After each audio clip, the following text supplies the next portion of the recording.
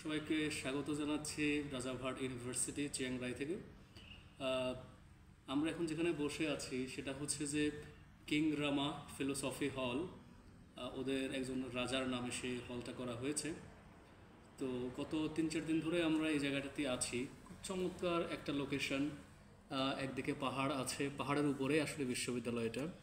অনেকগুলো ঝিল আছে, লেক আছে। এবং আমি যেখানে বসে আছি দেখা যাচ্ছে অনেক বড় একটি জায়গা। তো এখানে এত বড় পরিসর আমরা বাংলাদেশের খুব কম বিশ্ববিদ্যালয়ে দেখতে পাই। আমরা যদি একটু হাতের বাঁয়ে তাকাই তাহলে দেখতে পাবো যে সেখানে একাধিক ঝিল রয়েছে। 2 দিন আগে সেখানে একটি আলো উৎসব হয়েছিল। থাইল্যান্ডের বেশিরভাগ মানুষই বৌদ্ধ ধর্মাবলম্বী।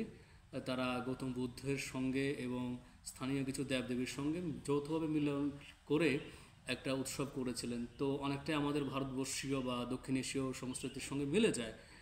আহ, আমাদের পেছনেই রয়েছে একটা চমৎকার লাইব্রেরি। এবং আমরা যখন প্রথম দিন এলাম তখন আমাদেরকে এক অধ্যাপক একটু দেখালেন যে জায়গাটা হচ্ছে লাইব্রেরি। এখন আমরা জানি যে বাংলাদেশের লাইব্রেরিগুলোতে কি ময়লা আবর্জনা পড়ে থাকে।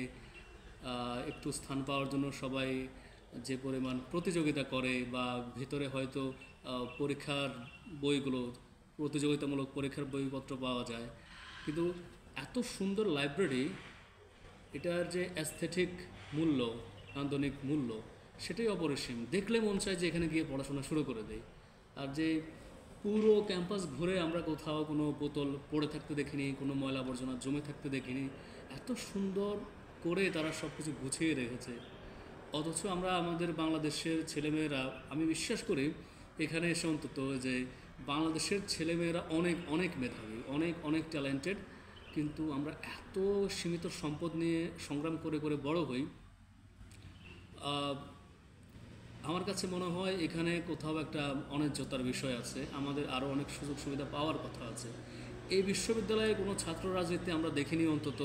কোনো মিছিল নেই, মিটিং নেই, স্লোগান নেই। দেয়ালে দেয়ালে কোনো ধরনের স্লোগান উৎকীর্ণ করা নেই।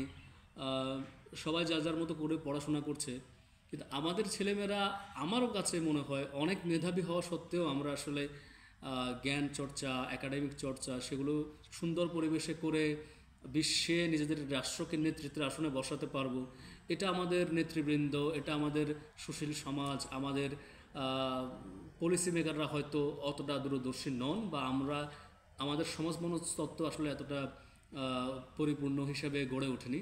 তো আমি এটা ভিডিওটা করার মূল উদ্দেশ্য হচ্ছে যে এই বার্তাটা দেওয়া যে আমাদের শিক্ষার্থীরা মেধাবী, তারা অনেক কিছুর সুযোগ সুবিধা পাওয়ার অধিকার রাখে এবং আমাদের উচিত হবে বাংলাদেশকে একটা শিক্ষার নগরী হিসেবে, শিক্ষার একটা কেন্দ্র হিসেবে গড়ে তোলা। অন্যথায় আমরা আমাদের প্রজন্মের সঙ্গে, আমরা আমাদের 71-এর সঙ্গে, আমরা আমাদের যে রাষ্ট্র চেতনাকে কেন্দ্র করে আমাদের রাষ্ট্র স্বাধীন হয়েছিল, দেশ স্বাধীন হয়েছিল, তার সঙ্গে আমরা বেইমানি করে যাব।